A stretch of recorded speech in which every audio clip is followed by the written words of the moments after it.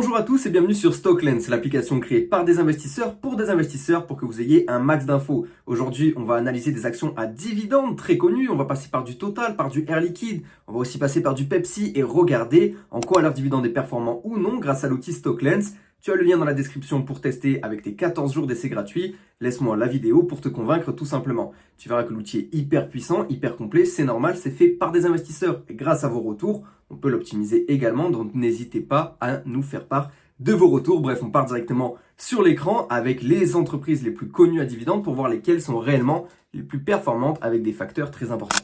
Si tu t'intéresses aux dividendes, il ne faut pas le faire pour les mauvaises raisons. Le fort rendement est bien, mais il faut que ce rendement soit viable, que tout simplement tu distribues pas tous tes bénéfices dedans, que tu n'alloues pas tout ton capital dans des rendements en dividendes, que tu puisses aussi racheter tes actions, qui est une autre manière de faire gagner des sous à tes actionnaires, mais aussi que tu puisses le tenir et l'augmenter dans le temps pour garder tes actionnaires investis le plus longtemps possible et donc disposer de leurs capitaux propres pour faire développer ta boîte. Bref, une entreprise qui a du 10, 11, 12% de rendement, c'est souvent un énorme red flag. Ou alors une entreprise qui est très sous-valorisée et qui a subi une forte baisse et qui va pendant un moment ne pas augmenter son dividende. Aujourd'hui, on va donc regarder la distribution, les rachats d'actions, mais aussi la croissance du dividende et le fait qu'il soit tenable dans le temps ou non, et l'historique aussi du dividende, ça sert beaucoup. Bref, commençons par Total Energy et on finira cette vidéo par la meilleure action à dividende selon moi sur PEA, celle que j'ai en portefeuille, dure à acheter, mais franchement très pertinente.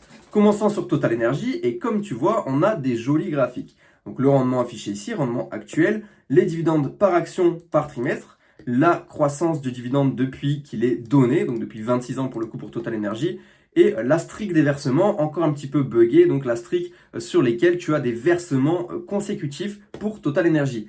Derrière, tu as un score dividende qui est basé sur le rendement face à son historique et surtout face à son pourcentage, les rachats d'actions face tout simplement au nombre d'actions qui, comme tu peux constater sur le résumé, descendent au fur et à mesure du temps pour le cas de Total Energy. Et également, tu as aussi la constance du dividende, la croissance qui est là, la croissance sur 5 ans, elle est plus 9,4%. Donc, on compare cette croissance sur 5 ans face à la croissance sur 26 ans. Voilà pourquoi on a du 4 sur 5 pour Total Energy. Et la solidité en fonction de la distribution. Là, comme on a une grosse distribution des free cash flow sur Total Energy, on est qu'à 2 sur 5. Ça nous fait quand même un score excellent et on va le regarder ensemble. Total Energy a, oui, un dividende qui croît dans le temps, un dividende qui a un rendement très élevé. Mais regardez surtout ça. On n'a que 44,7% d'évolution entre le premier dividende en 2000 au dividende de 2025. Donc en soi, on n'a pas une évolution de dingue. Alors il y a une petite erreur ici, on n'est pas sur 44%. Je pense qu'on compte avec le dividende exceptionnel. Mais en soi, sur le dividende de base, on a quand même de la progression. Mais vous voyez que on avance tranquillement et on est clairement cyclique. On le sait sur Total Energy. Et on est border. On distribue 79% de nos free cash flow sous forme de dividendes. Sachant qu'il y a des rachats d'actions aussi. En soi, il n'en reste pas énormément. Bon, ça, c'était surtout sur la dernière année. Je vous ai parlé de Air Liquide. Maintenant, allons regarder Air Liquide. Air Liquide qui est connue pour être une dividende aristocrate. L'Air Liquide, si jamais vous cherchez, c'est comme ça qu'elle s'appelle, la société. C'est bizarre, mais c'est le cas. Donc, quand on va regarder sur Air Liquide, on a un modèle tout à fait différent. Un peu plus de croissance avec plus 8,5 depuis le premier dividende donné par Air Liquide il y a 26 ans. C'est une moyenne de 8,5% d'augmentation par an. Une streak de 27 ans de versement de dividendes. On est à 3,70€ par action et un rendement autour des 2%. Donc rendement plus faible, mais croissance plus haute. Donc dans le temps, si vous avez du temps d'investissement devant vous, c'est très important de prendre en compte le rendement sur coût. D'ailleurs, je peux vous teaser, sur Stocklens arrivera sous peu un élément différenciant. Vous le savez bien, on adore faire ça. C'est le calculateur de rendement sur coût qui rentrera en jeu sous peu. Bref, vous verrez ça de vos propres yeux. On fera les annonces sur les différents Discord que je vous invite à rejoindre. On a un score dividende là qui est un petit peu plus faible. Et identifions ça. Un rendement qui est plus faible que d'habitude. D'habitude, on est autour des 2,67%, mais c'est tout simplement parce que le cours est plus haut. Si on regarde sur les dernières années, on est plus autour des 2-3% que des 1,60. Après, on a une grosse valorisation actuelle sur Air Liquide. Une constance qui est là du dividende qui n'a pas été interrompue depuis 27 ans. Une année de baisse parce qu'il n'y a pas eu de dividende exceptionnel en 2024. Mais en soi, ça baisse pas réellement, et des années de croissance qui sont là sur le dividende de base. C'est-à-dire qu'il y a 12 ans était la dernière année où c'était neutre. Donc si on regarde bien 12 ans, ça doit être entre 2013 et 2014, par là, où le dividende en lui-même, le dividende de base, était neutre. Parce qu'il faut savoir qu'il y a eu très souvent des dividendes exceptionnels sur Air Liquide. Bref, des rachats d'actions, il y en a, mais assez peu. La croissance du dividende est présente, mais est ralentie, plus 5,7% dans les 5 dernières années contre 8,5% de moyenne et une solidité du dividende qui est mise à mal par la distribution qui est assez haute en réalité. Donc notre graphique, au final, notre araignée, notre toile d'araignée, elle n'est pas si folle sur Air Liquide, même si on s'entête à augmenter ce dividende. On l'augmente d'ailleurs assez bien entre 2025 et 2026. De nouveau, nous avons une augmentation de 0,4 € par dividende, donc grosse augmentation ici. Clairement, on met l'attrait sur les dividendes sur Air Liquide puisqu'on sait qu'on est une société mature qui peut se le permettre. Bref, Air Liquide, c'est cool. Si on regarde au niveau du rachat d'actions, c'est moins cool. Pourquoi? Parce que l'action gratuite crée de la dilution. Aussi simplement que ça. Donc Air Liquide, je mettrai ça dans bonne action, mais il faut faire attention à bien la valoriser. Bref, on n'est pas dans la partie valorisation, qui est juste là, et dont on se sert dans les autres vidéos que je vous invite à regarder. La dernière sur Visa et Mastercard, on a fait un duel Visa vs Mastercard. La semaine prochaine, il y aura un duel. Si on atteint les 20 pouces bleus sur cette vidéo, je vous ferai un duel S&P Global contre MSCI. Après, s'il n'y a pas 20 pouces bleus, tant pis pour vous. Bref, action suivante, et on va cette fois-ci partir du côté d'outre-Atlantique et vous présenter Pepsi. Vous me dire, Pepsi, pourquoi tu nous présentes Pepsi? Le graphique de Pepsi, il est absolument catastrophique. Sur les 5 dernières années, on prend 8%. Bon, c'est pas faux. Sur les 10 dernières années, on prend 51%. Pas ouf. En vrai, tu pourrais faire la même perf avec un LEP. Pas loin, en vrai, pas loin. Mais ce qu'on oublie, c'est qu'il y a un dividende sur Pepsi. 3,57%.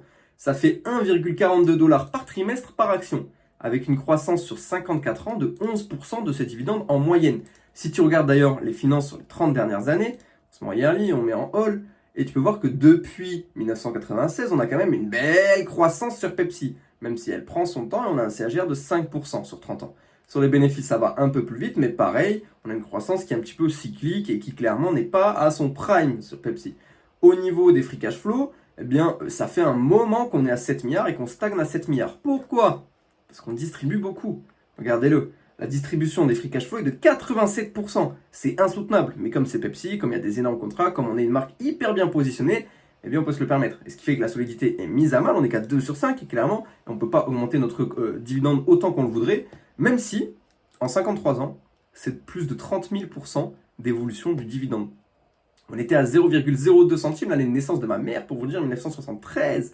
Et là, on est à 5,62 $ par action. On a donc fait un fois énorme, un bond dans le futur qui est masterclass. Bref, il y a du rachat d'actions aussi sur Pepsi. Le rendement est fort et il est surtout fort par rapport à la moyenne, puisque tout simplement, le cours de Pepsi ne progresse pas trop dans ces dernières années, comme vous avez pu le constater.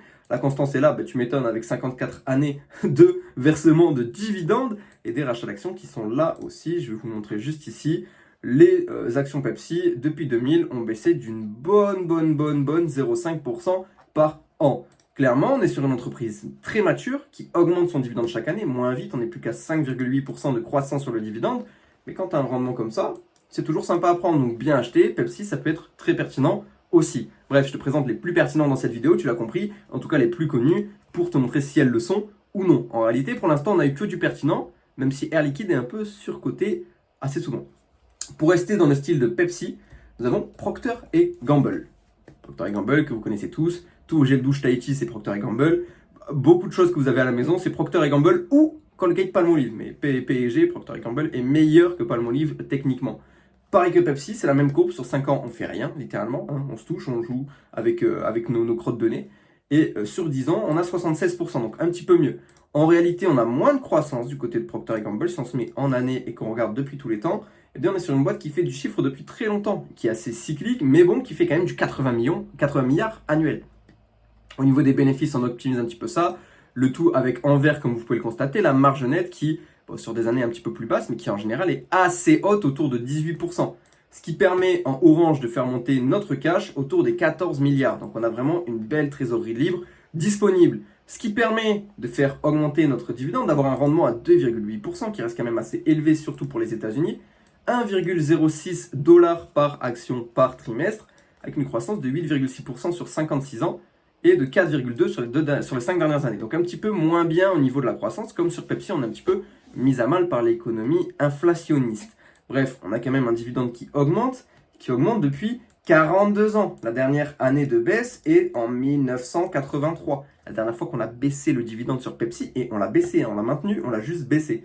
Quand vous regardez, en 82, on avait 0,13, en 83, on avait 0,13. À mon avis, ça doit jouer à quelques dixièmes de centimes. Bref, Sur 42 ans, attention, c'est moins que Pepsi, on n'a que 10 305% de croissance. Comme quoi, investir sur des boîtes à dividendes croissants, ça vaut souvent beaucoup plus le coup que d'investir sur des boîtes à très gros rendement. Pour ça que les 10-12% type Stellantis qui coupent leur dividende l'année suivante, on évite. Ok? Donc Procter & Gamble, je mets ça au même niveau que Pepsi dans des actions qui sont intéressantes. Intéressantes parce que c'est des actions qui sont très très très défensives et qui s'en sortent en général très bien quand les actions plus volatiles s'en sortent mal. Bref, on avait atteint des fois des rendements jusqu'à 5% sur Procter & Gamble, autour des 3%, c'est pas mal. Malheureusement, nous ne sommes pas américains, donc la fiscalité est un peu rude en Europe. En parlant d'Europe, retournons-y avec une entreprise que beaucoup possèdent en portefeuille, BNP Paribas. BNP Paribas qui a un bon dividende. C'est un cas un petit peu différent, puisqu'en soi, c'est pas vraiment du cash qui est généré, c'est plus du cash qui est gardé, du cash qui est sous coffre, on va dire. Si on se base sur la croissance depuis 32 ans, c'est 29% par an, mais en même temps, on n'avait rien. Donc, c'est facile de dire ça. Le rendement, par contre, est très bon, et vous le voyez que le score de dividende de BNP est exceptionnel. Pourquoi? Parce qu'on a du rachat d'actions, de la croissance du dividende sur les 5 dernières années à 22,6% par an, de la solidité de ce dividende avec une distribution qui reste assez raisonnable, surtout pour du 5% de rendement, et un rendement qui est donc très élevé, surtout par rapport à ses moyennes. Cependant, la constance est un petit peu mise à mal, et les cycles économiques, entre guillemets, font que on a souvent des baisses de dividendes sur tout simplement notre belle action qui est tombée à 5% de rendement, alors qu'elle était à 9. Bref. On est sur une action qui a des dividendes un peu cycliques, qui a grandement augmenté ses dividendes annuels et qui surtout gère des comptes immenses. Cependant, vous le voyez, le dividende est souvent mis à mal et tout simplement, le rendement reste très élevé, mais attention à la cyclicité de ce rendement. C'est le cas pour toutes les bancaires. J'ai choisi BNP Paribas parce que c'est la plus pertinente selon moi, mais le problème étant le même pour tout le secteur. Ce n'est pas le cas d'AXA que je vais vous montrer extrêmement rapidement, mais AXA qui a un dividende qui est beaucoup plus linéaire, si on peut dire ça comme ça, beaucoup moins cyclique. Ça charge un petit peu, c'est le cas parce que personne ne l'a jamais chargé, AXA apparemment. Mais vous voyez que depuis la crise de 2008, depuis 2009, on augmente notre dividende chaque année, sauf en 2020. Donc c'est un petit peu plus clean niveau dividende AXA à 24 sur 25, vous le voyez ici. C'est franchement limite une masterclass. Le seul truc, c'est la croissance qui peine un petit peu à 8,5% par an, ce qui reste très solide. Donc clairement, si je devais choisir dans le secteur financier, ce serait AXA. Mais j'ai pas trop envie de vous en parler dans cette vidéo. Pas trop déblatérer non plus, et m'éterniser sur des actions qui, en soi, sur leurs fondamentaux, sont pas exceptionnelles. Passons à ASML. Vous ne attendiez pas à la voir dans ce classement. Et pourtant, ASML est un modèle extrêmement clean de redistribution à ses actionnaires. Comme vous pouvez le constater, le rendement est très faible, à 1 sur 5, et surtout très loin des moyennes, ok. Mais, regardez le reste. Constance, 4 sur 5. Rachat d'actions, 4 sur 5. On en rachète chaque année. On a des gros programmes de buybacks en ce moment. On a une croissance du dividende à 5 sur 5 avec plus 12,6 en moyenne dans les 5 dernières années, à moins 0,8 sur l'historique, mais parce qu'on a commencé par un dividende exceptionnel. En même temps, on se tire des balles dans le pied. On a du 5 sur 5 aussi au niveau de la solidité, puisque très peu sont redistribués sous forme de dividende, parce qu'on a aussi du rachat d'actions, mais on a surtout énormément de CAPEX sur ASML, donc notre operating cash flow, qui va se transformer après en free cash flow après les CAPEX, permet de garder beaucoup de cash pour financer les CAPEX des prochaines années. Bref. C'est tout un modèle. Mais sur ASML, ça fonctionne très bien et le dividende est très très clean. Si on prend depuis 2008 d'ailleurs, on était à 0,37 par action, on est actuellement à 7,2 $ par action. Donc ASML, très très bonne entreprise et surtout très bonne entreprise qui combine dividende et masterclass de croissance en fait, même si ça a stagné pendant plusieurs années, depuis 10 ans, mettons-nous sur 10 ans, on a un CAGR de 20%. 20% de CAGR, 24% sur les bénéfices. 26 sur le free cash flow, malgré qu'il soit cyclique. Assez cyclique d'ailleurs, même l'operating cash flow. Bref, ça c'est des marges qui sont impactées sans cesse par les nouvelles politiques, mais ASML est une très bonne action à dividende aussi. Avant de passer à la dernière action qui est la meilleure action à dividende sur PEA, je me dois de te montrer l'une de mes actions préférées aussi à dividende sur compte titre cette fois-ci, Visa. Pourquoi Visa? Si on se base sur les 5 dernières années, on joue bien avec nos crottes de nez aussi avec 40% de croissance. Sur 10 ans, on a quand même 300%. Donc là, on peut parler d'action de croissance. Surtout qu'au niveau des finances, si on se base sur les 10 dernières années, Visa fait du 11% annuel et du 14% annuel au niveau des bénéfices. Pareil, au niveau du cash, on en génère un max avec du 17% de croissance annuelle et un cash qui est passé de 5 milliards en 2017, c'était il n'y a pas si longtemps, à 23 milliards. Clairement, il y a une belle croissance. On se fout pas de notre gueule sur Visa et c'est pas prêt de s'arrêter, même s'il y a quelques menaces qui subsistent, qui pourraient faire baisser un poil notre marge nette en vert qui a toujours été hyper haute, depuis en tout cas 2018, on a plus de 45%. Bref, à suivre sur Visa, c'est pas le sujet. Vous l'avez déjà vu d'ailleurs, il y a une vidéo dédiée à Visa qui est sortie la semaine dernière, mais regardez surtout ces dividendes. Et je vous en ai déjà parlé la semaine dernière, mais regardez-moi ça, c'est un modèle masterclass. C'est un mauvais jeu de mots. Bref, sûr, le rendement est bas par rapport à l'historique, même pas l'historique est à 0,65, mais le rendement est bas tout court, puisqu'il est à moins d'1%, donc c'est un rendement bas. Mais regardez la croissance depuis qu'il existe, 19,7% en moyenne, 12,8% sur la croissance sur 5 ans. Donc clairement, on est sur vraiment un banger. Depuis 2008, on a d'ailleurs 2452% de croissance du dividende, en passant de 5 cents à 2,44$ par action par an. Donc clairement, on est sur un modèle qui va péter. Et le rendement va rester assez bas. Vous voyez que la distribution n'est que de 20%, mais ce dividende augmente chaque année, littéralement. Et on a bien entendu 7% du flux d'actions global sur Visa qui a disparu aussi, qui a été racheté dans les dernières années. Vous le voyez, c'est une entreprise qui a des actions en circulation qui baissent d'année en année. C'est une des entreprises qui rachète le plus d'actions d'ailleurs au monde. Bref, maintenant, passons à la dernière, passons à la véritable masterclass sur PEA. Je pense que vous la connaissez, elle combine croissance, elle combine un business qui va bien, des free cash flow qui vont bien, des petits doutes dans le futur quand même, mais un dividende qui est très bon et très constant. Et en augmentation, j'ai nommé Vinci. Vinci présent dans tous les secteurs de l'industrie, qui sur 5 ans n'a pas une croissance virevoltante, 49%, sur 10 ans non plus, c'est pas exceptionnel, c'est du 107%, c'est globalement le 11% par an. Vinci, si tu dois la résumer, c'est 11% par an. Là même pas, regardez, sur 10 ans on est à quoi? Ouais, c'est pas terrible. Tu vois, sur 10 ans, on se constate à 8%, même pas, de CAGR par an. Mais la croissance est là. Elle est lente, mais elle est là. 7% de CAGR. On a 7,7 sur les bénéfices, avec une année 2020 très compliquée, on a mis longtemps à s'en relever, faut pas l'oublier. On n'a même pas eu à taper dans le cash en 2020, regardez. En 2019, on a une perte de 170 millions entre 2019 et 2020. C'est rien, c'est rien. Et le cash réaugmente. On a des contrats signés à l'international, une dette qui est maîtrisée, tout qui va bien sur Vinci, et le dividende aussi. Parce que regardez-le, on a littéralement une masterclass sur PEA. Vous en trouverez assez peu des actions à plus de 20 de score sur PEA. Pourquoi? Parce qu'on a un bon rendement. 3,64%, ce n'est pas exceptionnel, mais c'est un bon rendement avec une moyenne autour des 4,37.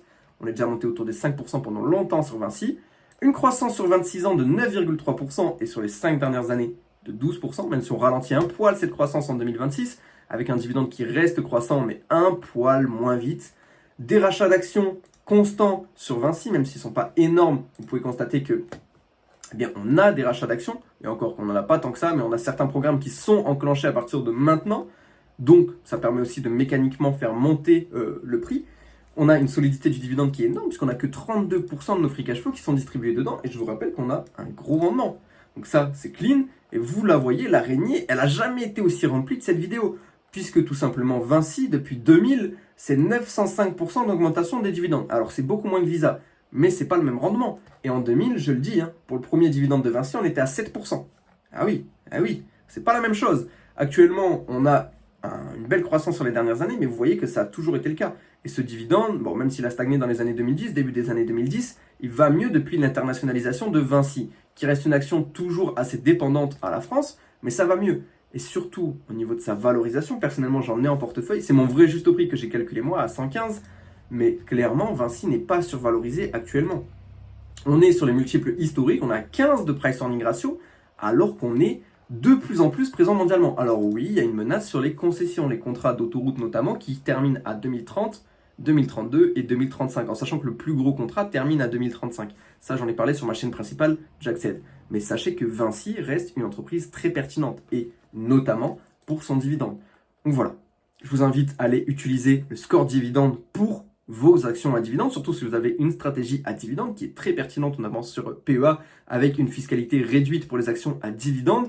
Et clairement, si vous avez des scores au-dessus de 20, c'est pas un tap-in parce que tout dépend après de la valorisation et des fondamentaux, mais c'est un bon score pour votre stratégie à dividende. Très bel indicateur, et je vous rappelle, le calculateur de rendement sur coût devrait bientôt sortir sur Stocklens. En tout cas, il est prêt en dev, je l'ai testé et c'est broken. Vraiment, c'est broken et ça nous permet de vraiment avoir une autre visibilité en plus du cours de l'action sur nos dividendes et sur ce qu'on va toucher.